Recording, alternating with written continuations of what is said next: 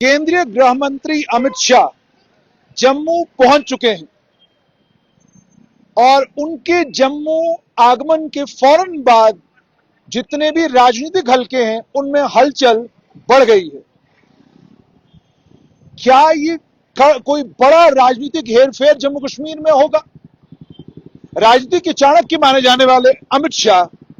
अचानक दिल्ली से जम्मू कश्मीर का दौरा प्लान करते हैं, जबकि राजभवन के सूत्र और अन्य कई और सूत्र ये बताते हैं कि मीटिंग पहले से प्री प्लान्ड थी और ये प्री प्लान्ड मीटिंग के तहत आज अमित शाह, केंद्रीय गृह मंत्री अमित शाह जम्मू पहुंचे हैं और जम्मू पहुंचने के बाद जो कार्यक्रम है उस सेट कार्यक्रम के मुताबिक सबसे पहले वो जैसे आज शाम को 6 बजे वो जयपुर राजस्थान से जम्मू पहुंचे, अब वो सीधा राजभवन गए हैं जहां पर लेफ्टिनेंट गवर्नर उनका स्वागत करेंगे और वहीं से केंद्रीय गृह मंत्री ऑपरेट करेंगे। यानी जब श्रीनगर आएंगे तो यहां भी राजभवन में केंद्रीय गृह मंत्री मौजूद रहेंगे। शाम को आज 8 बजे केंद्रीय गृह मंत्री डॉक्टर श्यामा प्रसाद मुखर्जी भवन,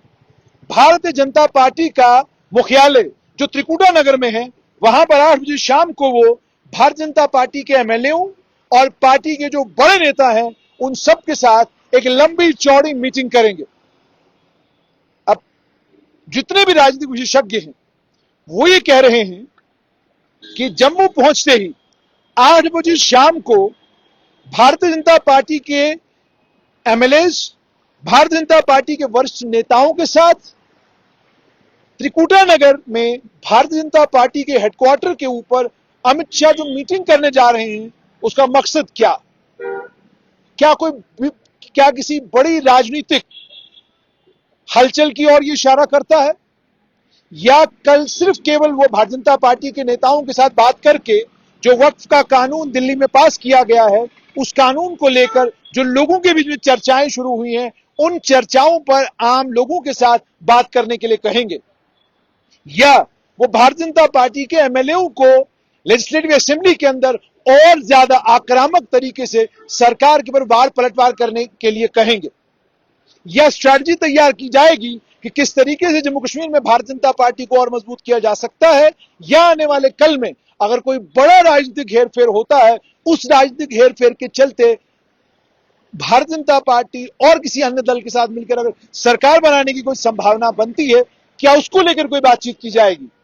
अब जाहिर सी बात है, जब केंद्रीय गृह मंत्री और भारतीय जनता पार्टी के नहीं बल्कि भारतीय राजनीति के सबसे बड़े चाणक्य माने जाने वाले अमित शाह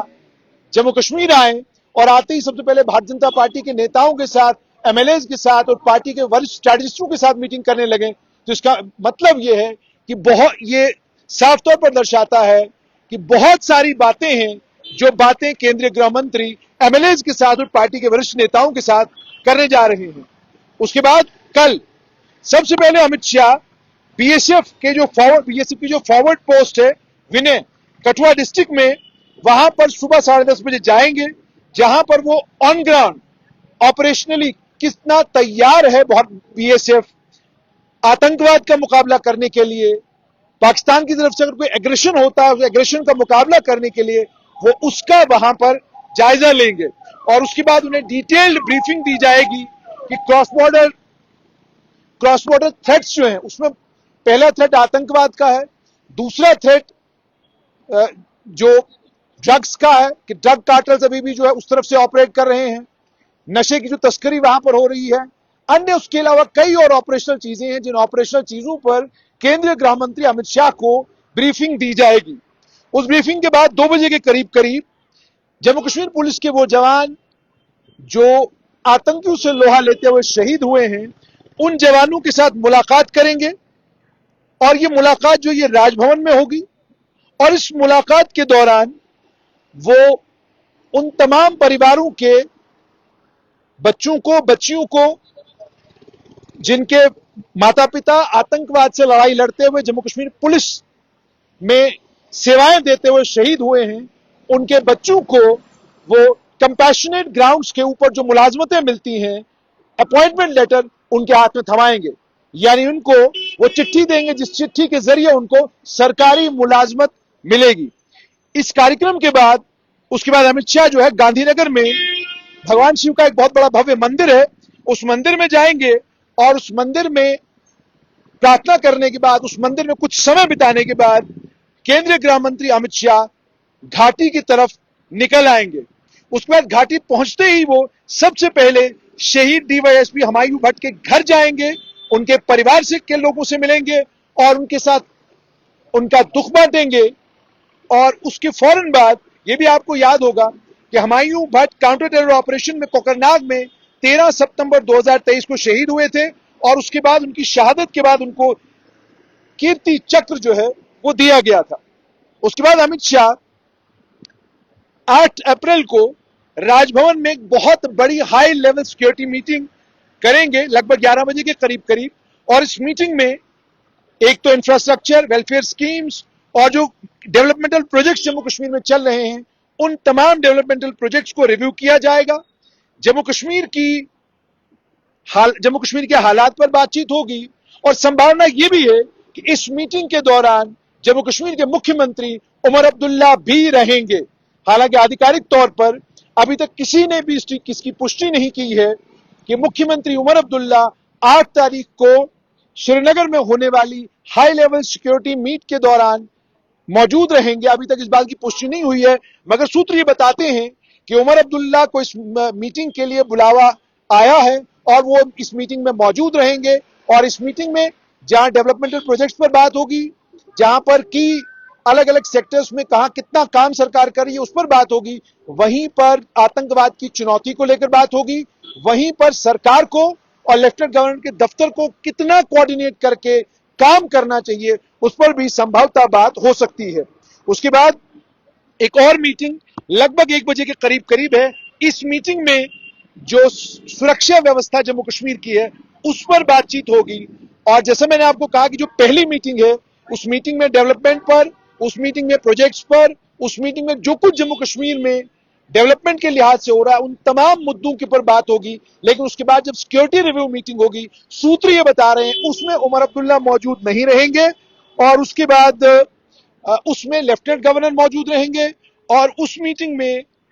समीक्षा की जाएगी पूरी सुरक्षा व्यवस्था की और इनपुट लिया जाएगा सिक्योरिटी एजेंसी से कि जम्मू कश्मीर के हालात कैसे हैं, किस हद तक आतंकवाद से लड़ाई लड़ने में किस हद तक सिक्योरिटी एजेंसीज कामयाब हुई हैं, चैलेंजेस क्या हैं, उन चैलेंजेस को एड्रेस करने के लिए सुरक्षा एजेंसियां, जांच एजेंसियां क्या कुछ कर रही हैं। इस मीटिंग में union home secretary Govind Mohan, उसके अलावा गृह मंत्रालय के वरिष्ठ जितने भी ऑफिसर्स हैं वो सब, इंटेलिजेंस चीफ्स और पैरामिलिट्री फोर्सेस के जितने भी हेड्स हैं वो रहेंगे और जम्मू कश्मीर के डीजीपी नलिन प्रभात भी इसमें मौजूद रहेंगे।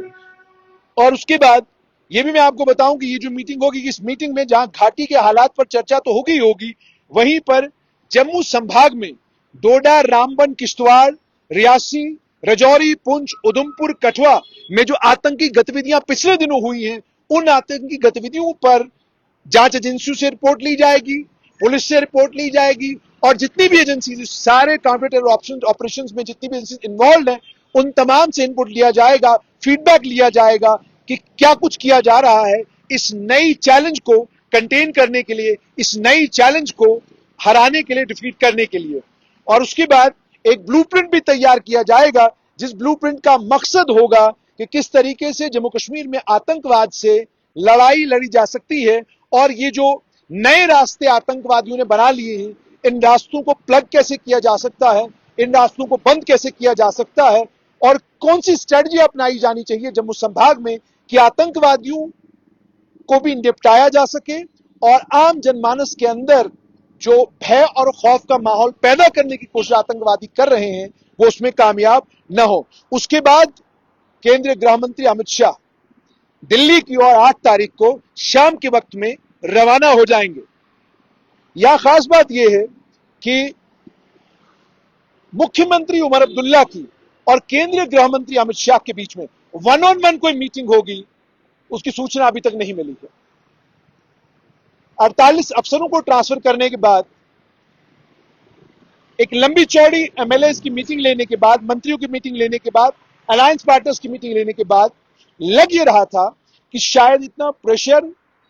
जम्मू कश्मीर की सरकार ने बिल्ड किया होगा कि केंद्रीय गृह मंत्री जब इस 3 दिन के दौरे के लिए जम्मू कश्मीर आएंगे तो इस 3 दिन के दौरे में वो एक दिन जम्मू कश्मीर के मुख्यमंत्री के साथ भी मुलाकात करेंगे। लेकिन फिलहाल साफ तौर पर यह लग रहा है कि केंद्रीय गृह मंत्री और मुख्यमंत्री उमर अब्दुल्ला के बीच में वन ऑन वन कोई मीटिंग होने नहीं जा रही है। और एक और बड़ा इंपॉर्टेंट यह है कि केंद्रीय गृह मंत्री अमित शाह जम्मू कश्मीर में उस समय आ रहे हैं जब जम्मू कश्मीर में एक चुनी हुई लोकतांत्रिक सरकार है। इस चुनी हुई लोकतांत्रिक सरकार के होते हुए अगर केंद्रीय गृह मंत्री राजभवन को अपना निवास स्थान बनाते हैं, राजभवन को अपना ऑफिशियल रेजिडेंस समझ लीजिए 3 दिन के लिए बनाते हैं, जहां से वो ऑपरेट करेंगे, जहां से वो सभी लोगों से मिलेंगे, जहां से वो सुरक्षा एजेंसियों के साथ, जांच एजेंसियों के साथ, इंटेलिजेंस चीफ्स के साथ बातचीत करेंगे, जहां पर वो एक डेवलपमेंट से जुड़े हुए मुद्दों पर, की प्रोजेक्ट्स के ऊपर और बाकी जितनी भी चीजें जम्मू कश्मीर में हैं, जिस जगह पर वो ये मीटिंग लेंगे, वो साफ तौर पर ये कन्वे करता है कि केंद्रीय गृह मंत्री अमित शाह संकेत देने की कोशिश कर रहे हैं कि जम्मू कश्मीर केंद्र शासित प्रदेश है और इस केंद्र शासित प्रदेश में लेफ्टिनेंट गवर्नर की ताकतें जम्मू कश्मीर के मुख्यमंत्री से ज्यादा है और जो कुछ यहां पर लेफ्टिनेंट गवर्नर मनोज सिन्हा कर रहे हैं वो ठीक जम्मू कश्मीर पुनर्गठन कानून के तहत जो ताकतें उनको मिली हैं उन ताकतों के ऐन मुताबिक कर रहे हैं। ऐसा लगता है, ऐसा संदेश देने की कोशिश कर रहे हैं। लेकिन यह राजनीति है, इस राजनीति में कुछ नहीं कहा जा सकता। और जहां केंद्रीय गृह मंत्री अमित शाह को भारत की राजनीति का आजादी के बाद का सबसे बड़ा राजनीतिक चाणक्य कहा जा रहा है, वहां पर उनके जम्मू कश्मीर पहुंचने के बाद उनके शेड्यूल में संभवतः तब्दीलियां होंगी या नहीं होंगी, ये तो आने वाला वक्त ही बताएगा। और अगर कहीं कोई सरप्राइज हुआ कि उन्होंने मुख्यमंत्री को समय दिया और मुख्यमंत्री के साथ अलग एक मीटिंग की या अलग वार्ता की, तो वो एक बहुत बड़ा राजनीतिक और बहुत बड़ा एक ऑफिशियल संदेश जो है राजभवन को होगा। लेकिन अगर ये मीटिंग नहीं होती है, अगर ये मुलाकात नहीं होती है और केवल एक सार्वजनिक मुलाकात उमर अब्दुल्ला के साथ, जब तमाम ऑफिसर्स मौजूद होंगे, जब प्रोजेक्ट्स के ऊपर, जम्मू कश्मीर की तामीर और तरक्की के ऊपर, जम्मू कश्मीर के आने वाले भविष्य को लेकर जब बातचीत होगी, जब मीटिंग होगी, जब प्रोजेक्ट्स के ऊपर बात होगी, जब सड़कों के ऊपर, बिजली के ऊपर, पानी के ऊपर और जम्मू कश्मीर में जो केंद्र के अलग अलग प्रोजेक्ट्स चल रहे हैं, जब उसके ऊपर बात होगी, अगर केवल उस मीटिंग में मुख्यमंत्री उमर अब्दुल्ला मौजूद रहते हैं और उसके बाद सिक्योरिटी रिव्यू के समय उमर अब्दुल्ला को जाना पड़ता है, तो साफ संदेश होगा कि जम्मू कश्मीर लंबे समय तक यूनियन टेरिटरी रहेगा और जो व्यवस्थाएं हैं, इन व्यवस्थाओं में लेफ्टिनेंट गवर्नर के पास जो ताकतें हैं वो ऐसी ही रहेंगी और जो transaction of business rules Jammu Kashmir की सरकार ने बनाकर राज्यपाल, उपराज्यपाल के पास भेजे हैं, उन पर मोहर तो लगेगी, मगर उन रूल्स के अंदर जो ताकतें अमेंड करके काउंसिल ऑफ मिनिस्टर्स को और चीफ मिनिस्टर ने खुद को देने की कोशिश की है, वो ताकतें उन्हें नहीं मिलेंगी, बल्कि उन्हें जम्मू कश्मीर पुनर्गठन कानून और ट्रांजैक्शन ऑफ बिजनेस रूल्स 2020 जो एग्जिस्टिंग है उसके अंदर थोड़ी बहुत तब्दीलियां करके नए ट्रांजैक्शन ऑफ बिजनेस रूल्स को कबूलना होगा। क्या उमर अब्दुल्ला कबूलेंगे या लड़ाई शुरू होगी? ऑलरेडी आपने देखा है कि उनके तेवर तीखे तो जरूर हैं, मगर उनके ट्विटर हैंडल से या उनके दाएं बाएं जो लोग हैं उनकी भाषा से कहीं पर नहीं लग रहा कि वो वाकई लड़ाई के लिए तैयार हैं। उनके बिल्कुल करीबी साथी तनवीर सादिक ने पत्रकारों के साथ बातचीत करते हुए ये कहा कि हम हमारे रिश्ते उपराज्यपाल के साथ बहुत अच्छे हैं, लेकिन हमारे रिश्तों को अच्छा रखने को हमारी कमजोरी न समझा जाए। क्या संकेत देने की कोशिश तनवीर सादिक कर रहे थे? अब ये संकेत तो दिए, लेकिन उसके बाद ना ही मुख्यमंत्री के ट्विटर हैंडल से, ना ही मुख्यमंत्री के अपने पर्सनल ट्विटर हैंडल से, ना ही तनवीर सादिक के ट्विटर हैंडल से, ना ही नासिर असलम वानी के ट्विटर हैंडल से, ना सरकार के किसी और इंपॉर्टेंट आदमी के ट्विटर हैंडल से कोई ऐसी बात पढ़ने को मिली जिससे ये लगे कि सरकार लेफ्टिनेंट गवर्नर के साथ लड़ाई लड़ने के लिए तैयार है और दिल्ली के मॉडल पर लोहा लेने के लिए तैयार हो गई है। और अगर उनकी बात लेफ्टिनेंट गवर्नर नहीं मानते तो शायद वो भी दिल्ली सरकार की तरह हाईकोर्ट या सुप्रीम कोर्ट का रास्ता लेंगे और सवाल पूछेंगे कि जम्मू कश्मीर के पुनर्गठन कानून को पढ़ के हमने ट्रांजैक्शनल बिजनेस रूल्स ये बनाए हैं और उसी कानून को पढ़ के नई दिल्ली ने ये कानून बनाए हैं। अब आप तय कीजिए कानून हमारे वाले बनाए हुए सही हैं या जो कानून उमर अब्दुल्ला की सरकार ने बनाए हैं वो सही हैं। कानून हमारे बनाए हुए सही हैं या जो कानून लेफ्टिनेंट गवर्नर ने बनाए हैं, लेफ्टिनेंट गवर्नर को केंद्र सरकार ने या प्रेसिडेंट के दफ्तर से बनकर मिले हैं, क्या वो सही है? तो ये सवाल पूछने के लिए वो हाई कोर्ट सुप्रीम कोर्ट जाएंगे। फिलहाल ऐसा बिल्कुल नहीं लग रहा। तो कल से केंद्रीय गृह मंत्री अमित शाह का जम्मू कश्मीर का दौरा शुरू होने जा रहा है और जो राजनीतिक हालात जम्मू कश्मीर में हैं, उन राजनीतिक हालात में ये दौरा बहुत महत्वपूर्ण होने जा रहा है।